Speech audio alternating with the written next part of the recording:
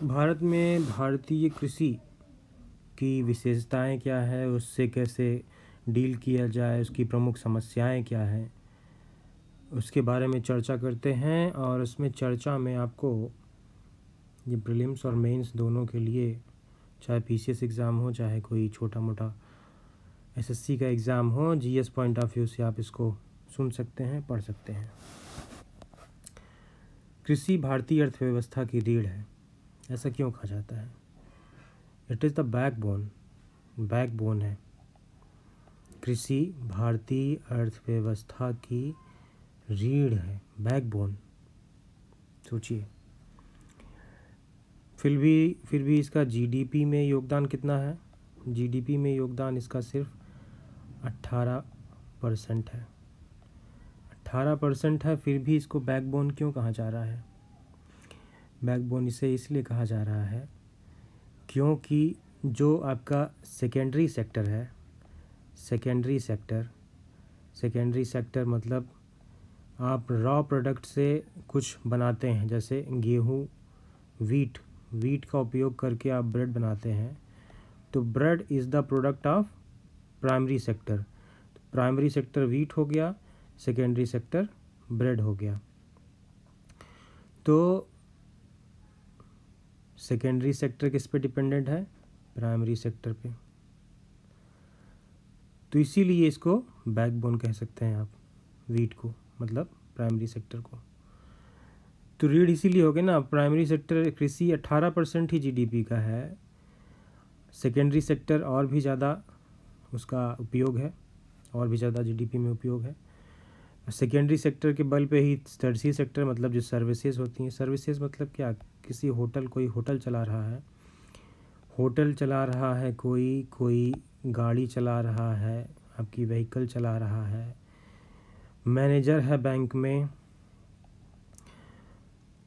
कोई वकील है, कोई डॉक्टर है। Every services comes in the tertiary sector. Tertiary sector 60% से ज़्यादा योगदान है जीडीपी में। ये टर्शरी सेक्टर चलता कैसे है? टर्शरी सेक्टर चलता है प्राइमरी सेक्टर की वजह से। खाना जब कोई खाएगा, खाना खा करके, खाना बनेगा कैसे? सेकेंडरी सेक्टर की वजह से। सेकेंडरी सेक्टर की वजह से खाना बन रहा है, खाना खा रहा है। खाना बन कैसे रहा है? खाना बन रहा है आपके प्राइमरी सेक्टर की वजह से। तो बैकबोन समझ में आ गया ना, बैकबोन किस लिए कहा जाता है? तो ये बात हो गई। आगे चलते हैं। हाल ही में जारी किए गए NSSO के रिपोर्ट के अनुसार 64% भारतीय जीविका के लिए कृषि पर निर्भर करते हैं। 64% पॉपुलेशन जो भारत की है वो कृषि पर निर्भर है, मतलब 64% लोगों को रोज़गार मिला है कृषि की वजह से। 74% लोगों को इस क्षेत्र में रोज़गार मिला हुआ है। 64% जीविका पर निर्भर हैं और 74% लोगों को टोटल, ये डाटा एक्चुअली 10 साल पुराना मुझे लग रहा है, फिर भी आप इसी के आसपास डाटा अभी भी मानिए। 74% लोगों को रोज़गार इससे मिला हुआ है। मानसून के अच्छे होने की स्थिति में खाद्यान्न उत्पादन के मामले में आत्मनिर्भरता की स्थिति प्राप्त हो जाती है। भारतीय कृषि को मानसून का जुआ कहा जाता है। ऐसा क्यों? किस लिए? भारत की 60% से ज़्यादा कृषि मानसूनी वर्षा पर निर्भर करती है। तो मानसूनी जुआ हो गया, मानसून अच्छा हुआ तो कृषि अच्छी हुई। इस प्रकार की स्थिति के बावजूद वर्तमान में भारतीय कृषि के साथ अनेक समस्याएं देखने को मिलती हैं, जैसे सामाजिक सांस्कृतिक समस्याएं, अधिक जनसंख्या, पॉपुलेशन ज़्यादा है तो बट ऑब्वियस है ज़मीन कम हो जाएगी।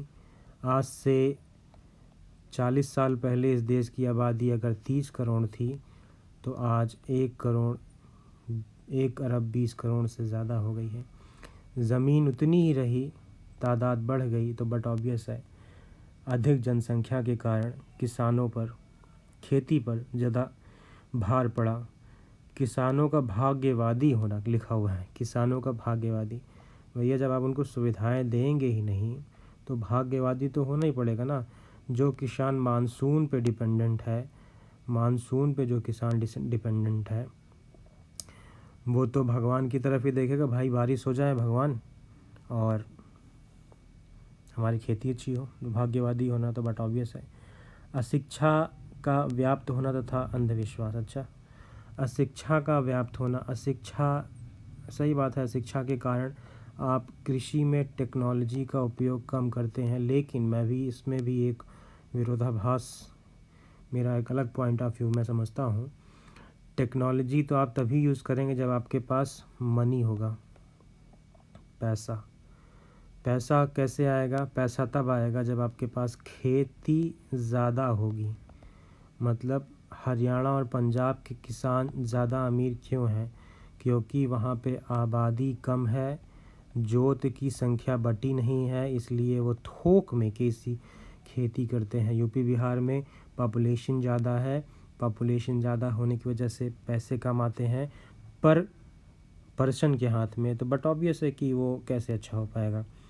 तो अशिक्षा इसीलिए है कि पैसे की कमी, मतलब एक तरीके की, एक समझिए ये एक विशियस साइकिल है। एक यहाँ से शुरू होता है, दूसरा यहाँ से ख़त्म होता है, फिर यहीं से शुरू हो जाता है, फिर यहाँ से बंद हो जाता है। मतलब जो अशिक्षित है उसके पास पैसा कम है, जिसके पास पैसा कम है वो अशिक्षित है। तो इससे निकालने के लिए सीधी सी बात है, आपको पॉपुलेशन कम करनी पड़ेगी। पॉपुलेशन कम कैसे होगी? शिक्षा की वजह से, एजुकेशन की वजह से। इसीलिए हमारे देश में प्राइमरी लेवल की एजुकेशन फ्री है। प्राइमरी लेवल की एजुकेशन हमारे देश में फ्री है। सरकार प्रयास कर रही है। आर्थिक समस्या क्या क्या आती हैं? कृषि की उचित व्यवस्था का अभाव, वैज्ञानिक कृषि के लिए आवश्यक संसाधनों का अभाव, कृषि मूल्यों की नीति की समस्या, भूमि सुधार की समस्या। अब जितनी भी समस्याएं हैं, चाहे साइंटिफिक समस्या हो, चाहे भूमि सुधार की समस्या हो, सब कुछ तो आप समझिए, आपके रिसोर्सेज जब आपके पास होंगे तभी तो बढ़ पाएगा। तो इसलिए ये समस्याएं हैं ही, बट ऑब्वियस है, इसीलिए इसको आर्थिक समस्या कहा गया। आर्थिक समस्या तभी इसे कहा जा रहा है। प्राकृतिक और प्रशासनिक समस्या क्या है? मानसून पर निर्भरता, बट ऑब्वियस है भाई, जब नहरों का विकास उतना अच्छा नहीं है तो मानसून पर डिपेंडेंट होगा ही।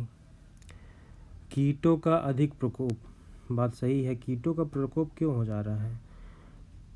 एक्चुअली हुआ क्या कि जब से फर्टिलाइज़र ज़्यादा यूज़ करने लगे, आप देखेंगे अपने घरों में भी मच्छरों को अब ऑल आउट से नहीं मरते हैं, बट ऑब्वियस है रीज़न उसका ये है कि उन पे जो केमिकल का प्रभाव ऐसा हुआ कि वो म्यूटेट कर गए, म्यूटेट करके वो उन केमिकल से अब मरते नहीं हैं। हमें उससे दुगना नुकसान झेलना पड़ा। दुगना नुकसान कैसे? पहले बात तो आप मान लीजिए घर के अंदर का ऑल आउट जला रहे हैं, वो तो आपके सेहत के लिए ख़राब है ही। दूसरा ये हो गया कि मॉस्क्यूटो भी नहीं मर रहा है। इसी तरीके से खेती में कीटनाशकों का उपयोग किया जा रहा है, खेती में कीटनाशकों का उपयोग किया जा रहा है, लेकिन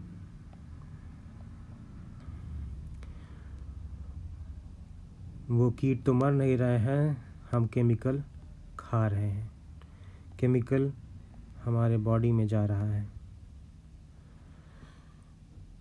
तो इस तरह की समस्या आ गई है।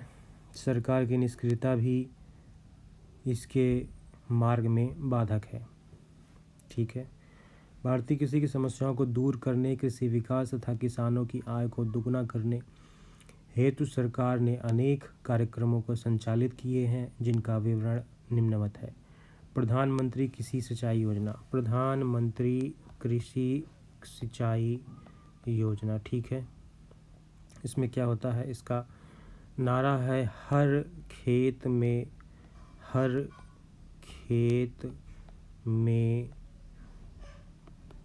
पानी, हर खेत में पानी, हर खेत में पानी का उद्देश्य 1 जुलाई 2015 मोदी गवर्नमेंट में शुरू की गई। से प्रधानमंत्री कृषि सिंचाई योजना की शुरुआत की गई। देखिए प्रीलिम्स में अब ऐसा ही क्वेश्चन आएगा, कब शुरू की गई? 1 जुलाई 2015 की कौन सी योजना है? प्रधानमंत्री कृषि सिंचाई योजना। इसका उद्देश्य क्या है? हर खेत में पानी। योजना की शुरुआत की गई ताकि सिंचाई और पूर्ति श्रृंखला, जल संसाधनों, नेटवर्क वितरण और फार्म लेवल अनुप्रयोगों में सर्वांगीण समाधान किया जा सके। इसका उद्देश्य प्रति बूंद अधिक फसल, प्रति बूंद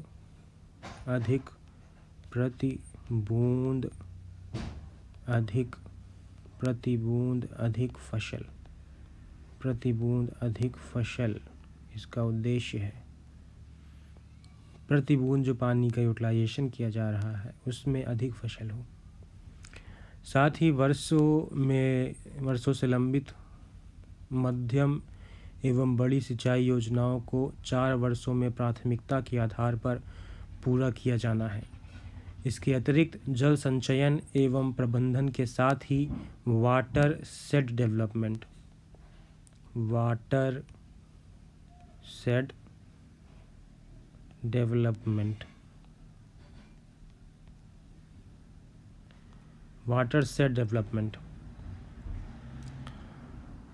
का कार्य भी तेज गति से क्रियान्वित कर रहा है। देखिए 4 चीज़ें इसमें याद करने वाली हैं। पहली बात तो इस योजना का नाम है प्रधानमंत्री कृषि सिंचाई योजना, ठीक है। कब शुरू हुई? 1 जुलाई 2015 में। प्रथम उद्देश्य हर खेत में पानी। द्वितीय उद्देश्य प्रति बूंद अधिक फसल, ठीक है, प्रति बूंद अधिक फसल। क्या चीज़ इसमें यूज किया जा रहा है? Water shade development. Water shade मतलब नहरों के ऊपर ऐसे छांव कर दिया जाए सोलर पैनल की वजह से, और भी तरीके हैं। तो इससे जैसे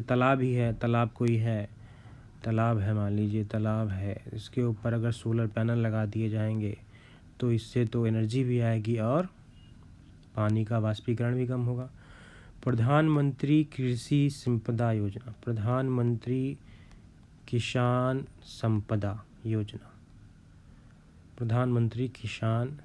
योजना दूसरी योजना है। प्रधानमंत्री किसान संपदा योजना के तहत एग्रो प्रोसेसिंग क्लस्टरों को फॉरवर्ड एवं बैकवर्ड लिंकेज पर कार्य करके फूड प्रोसेसिंग क्षमताओं का विकास किया जाए, जिससे 20 लाख किसानों को लाभ मिलेगा और करीब 5.5 लाख लोगों को रोजगार का अवसर प्राप्त होगा। राष्ट्रीय कृषि बाजार, जिसको ई नैम मतलब इलेक्ट्रॉनिक नेशनल एग्रीकल्चर मार्केट, ये क्या चीज़ है? ये कृषि बाजार है में सुधार के लिए केंद्र सरकार कृषि बाजार में सुधार पर जोर दे रही है।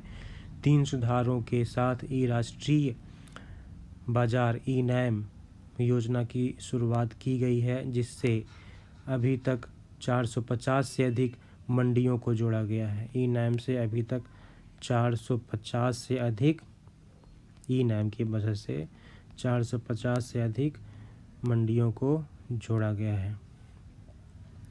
इसके अतिरिक्त सरकार द्वारा कृषि के साथ कृषि क्षेत्र में बाजार सुधार की दिशा में एक मॉडल APMC एक्ट, देखिए इसी पे भी इतना विवाद हुआ था। मॉडल APMC एक्ट राज्यों को जारी किया गया है, जिसमें निजी क्षेत्रों में मंडी स्थापना, प्रत्यक्ष विपणन मंडी वार्ड के बाहर बनाने का प्रावधान है। इसके अतिरिक्त संविदा कृषि को बढ़ावा। संविदा कृषि मतलब कॉन्ट्रैक्ट एग्रीकल्चर, मतलब किसानों से ज़मीन ले ली जाए और उसको कॉन्ट्रैक्ट पे उस पर खेती की जाए, चाहे किसान करें खेती चाहे जो करें, मतलब कॉन्ट्रैक्ट पे खेती की जा सके, उसके लिए प्रावधान बनाए गए हैं। सरकार का एक मॉडल एक्ट बनाने का कार्य भी कर रही है या कर चुकी है, फिर भी उसको वापस लिया जा चुका है। करंट अफेयर का ये होगा कि उसको पीएमसी एक्ट जो था उसको वापस लिया जा चुका है। प्रधानमंत्री फसल बीमा योजना, प्रधानमंत्री फसल इंश्योरेंस योजना जोखिम सुरक्षा में सहायता के लिए केंद्र सरकार ने प्रधानमंत्री फसल बीमा योजना शुरू की है। खरीफ व रबी फसलों में काफ़ी कम दर तय की गई है, जो क्रमशः अधिकतम 2% और 1.5% है।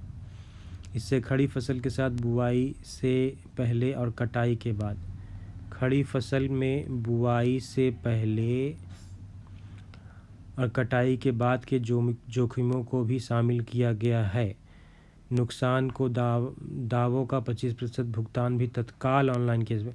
नुकसान का कोई दावा कर रहा है, मतलब इंश्योरेंस अपने फसल का किसी किसान ने करा लिया, उसको नुकसान हो गया, उसने नुकसान का दावा किया, 25% पैसा तुरंत उसको ऑनलाइन दे दिया जाएगा। इस योजना में किसानों को फसल नुकसान के त्वरित भुगतान हेतु उपज के अनुमान के लिए ड्रोन तकनीक तथा फसल कटाई के लिए स्मार्टफोन जैसी नई तकनीकों का उपयोग भी कई राज्यों में प्रारंभ किया जा रहा है। इसके अतिरिक्त किसानों की सुविधा के लिए इस खरीफ मौसम में कस्टमर सर्विस सेंटर और बैंक ऑनलाइन जैसी नई तकनीक सुविधाओं के माध्यम से प्रीमियम राशि जमा कराने का भी प्रावधान किया जा रहा है। खरीफ के मौसम में जो है कस्टमर सर्विस सेंटर और बैंक ऑनलाइन जैसे सुविधाएं दी जाएंगी, जिससे वो प्रीमियम जमा करा सकें। अच्छा, जमा करा सकने के लिए भी सुविधा दी जा रही है, 25% पैसा भी दे देंगे, मतलब आप जमा भी आसानी से करा सकते हैं और निकाल भी आसानी से सकते हैं। तो ये इस तरीके की चीज़ है, किसमें है, प्रधानमंत्री फसल बीमा योजना। प्राकृतिक आपदाओं से होने वाले नुकसान के राहत नियमों में भी सरकार ने बदलाव किए हैं। अब केवल 33% फसल नुकसान होने पर भी सरकार द्वारा अनुदान दिया जा रहा है। 33% भी अगर फसल नुकसान हो गई है तब भी अनुदान दिया जाएगा। साथ ही अनुदान की राशि को 1.5 गुना बढ़ा भी दिया गया है। पहले जितना मिलता था उससे अब 1.5 गुना मिलेगा, मतलब पहले का 150% अब मिलेगा। जलवायु परिवर्तन के प्रतिकूल प्रभाव को भी कम करने के लिए अधिक सहनशीलता वाली किस्मों और पशुओं की प्रजातियों का विकास तथा प्रभावित जिला में आपातकालीन प्लान का भी तैयार किए गए हैं। किसानों की संस्थागत ऋण उपलब्ध कराने के लिए 1982 किसानों को संस्थागत इंस्टीट्यूशनलाइज्ड लोन उपलब्ध कराने के लिए 1982 में नाबार्ड की स्थापना की गई। नाबार्ड की स्थापना कब की गई? 1982 में, 1982 में नाबार्ड की स्थापना की गई। नाबार्ड प्राथमिक सहकारी समितियों के ऋण उपलब्ध कराता है ताकि ये किसानों को, ग्रामीण लोगों को आवश्यकता अनुसार ऋण उपलब्ध करा सके। मतलब नाबार्ड जो है सीधे किसानों को ऋण नहीं देता है, नाबार्ड ऋण देता है प्राथमिक सहकारी समितियों को। प्राथमिक सहकारी समितियों को नाबार्ड ऋण देता है। प्राथमिक सहकारी समितियां लोकल लेवल पे खुली होती हैं, जहां से सीधे जा कर के किसान ऋण लेते हैं। प्राथमिक सहकारी समितियां किसे कह सकते हैं? छोटे छोटे बैंक जो होते हैं ना, रूरल बैंक्स, उनको भी, वो भी प्राथमिक सहकारी समितियों में आते हैं। कृषि की आर्थिक समस्याओं के तत्काल निदान हेतु भारत सरकार ने किसान क्रेडिट कार्ड योजना की शुरुआत की। किसान क्रेडिट कार्ड की स्थापना की, शुरुआत की कब की? 1998-99 में हुआ। इस बात को ध्यान रखिएगा। 1998-99 में KCC किसान क्रेडिट कार्ड की शुरुआत की गई। इससे किसान न केवल कृषि संबंधी आर्थिक सहायता प्राप्त करते हैं, बल्कि अपनी घरेलू आवश्यकताओं हेतु भी ऋण प्राप्त करते हैं। इस ऋण में की अवधि 3 वर्ष होती है। ऋण प्राप्त करना, क्रेडिट कार्ड से क्या लेते हैं आप? पैसे लेते हैं। तो पैसे जो लेंगे आप, वो 3 वर्ष की अवधि के अंदर आपको वापस भी करने होंगे। वैसे तो क्रेडिट कार्ड में हर महीना आप पैसा ले रहे हैं, हर महीना आपको बिल पेमेंट करना होता है, लेकिन केसीसी में क्या है 3 वर्षों का समय आपको दिया गया है, आप पैसे वापस कर सकते हैं। वैसे ये सब योजनाएं धरातल पे उतनी फ्रूटफुल नहीं है, लेकिन लिखने के लिए आप तैयारी कर रहे हैं कम्पिटिटिव एग्ज़ाम्स की, तो आपको ये सब लिखना पड़ेगा। कृषकों को नीम कोटेड यूरिया उपलब्ध कराया गया। नीम कोटेड यूरिया उपलब्ध कराया गया। नीम कोटेड यूरिया की मुख्य विशेषता यह है कि यह धीरे धीरे घुलता है। क्या मुख्य विशेषता है नीम कोटेड यूरिया की? नीम कोटेड यूरिया की मुख्य विशेषता यह है कि यह धीरे धीरे घुलता है, जिससे फसलों को लंबे समय तक यूरिया मिलता रहता है। धीरे धीरे घुलने का फ़ायदा क्या है? फसलों को लंबे समय तक यूरिया मिलता रहता है। धीरे धीरे घुलने का फ़ायदा ये हुआ नीम कोटेड यूरिया, याद रखिएगा। तथा यूरिया की बर्बादी नहीं होती है। इससे क्या होगा, आप थोड़ा सा भी यूरिया डालेंगे ज़्यादा दिन तक चलेगा। नीम कोटेड यूरिया का मतलब ये हुआ। किसानों की फसल संबंधित उन्नत किस्म के बीजों तथा कृषि संबंधी जानकारी प्रदान करने के लिए सरकार ने टोल फ्री नंबर क्या शुरू किया है? 1551, भी फिल्म्स में आता है। 1551 टोल फ्री नंबर है जो कृषि संबंधी जानकारी प्रदान करती है। डीडी किसान चैनल ऑलरेडी आपका चल ही रहा है, जो विभिन्न प्रकार की कृषि संबंधी जानकारियाँ आपको उपलब्ध कराती है किसानों को। वर्तमान समय में किसान कर्ज के बोझ में दबा हुआ है, जिसके कारण महाराष्ट्र, कर्नाटक, केरल, उत्तर प्रदेश, मध्य प्रदेश आदि राज्यों में किसान आत्महत्या कर ले रहा है। किसानों को पुराने कृषि ऋणों को केंद्र तथा अन्य राज्य सरकारों ने भी माफ़ किया है। 1990 में वीपी सिंह की सरकार थी, उसी समय से चलन शुरू हो गया है। 10,000 करोड़ रुपए का कृषि ऋण माफ़ कर दिए गए थे। 2008 में भी सरकार ने किसानों का 72,000 करोड़ रुपए ऋण माफ़ कर दिया। 2018 में राजस्थान में, मध्य प्रदेश, छत्तीसगढ़, पंजाब, मिजोरम आदि सरकारों ने भी किसान का ऋण माफ़ किया है। तो सहायक गतिविधियों का विकास क्या होगा इसमें?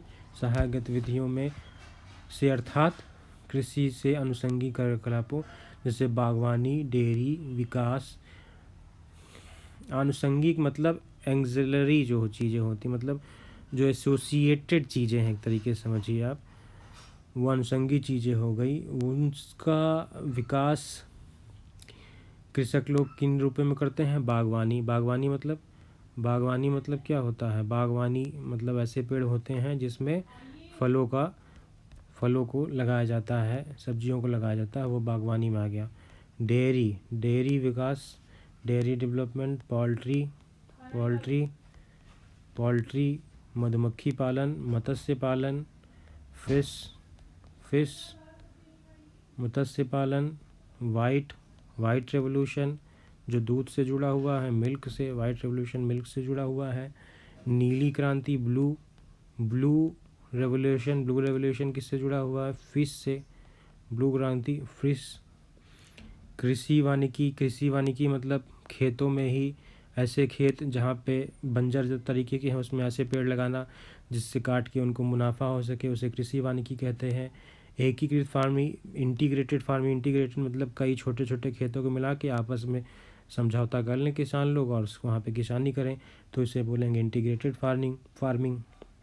और रूरल बैकयार्ड पोल्ट्री डेवलपमेंट के जरिए किसानों की आमदनी बढ़ाने की प्रयास किए जा रहे हैं। बाकी इन सब चीज़ों से तो बढ़ावा मिलता ही है। तो इन विवरणों से स्पष्ट है कि कृषि भारतीय अर्थव्यवस्था के अति महत्वपूर्ण हिस्सा है, किंतु इसकी समस्याओं को दूर करने के लिए ईमानदारी से प्रयास की ज़रूरत है, जिससे अर्थव्यवस्था में कृषि क्षेत्र के योगदान की और अधिक बढ़ाया जा सके। इसके लिए आम जन मतलब कि कृषक और सरकार दोनों के अपनी जिम्मेदारी समझनी होगी और अनुकूल अपने कर्तव्यों का पालन करना होगा।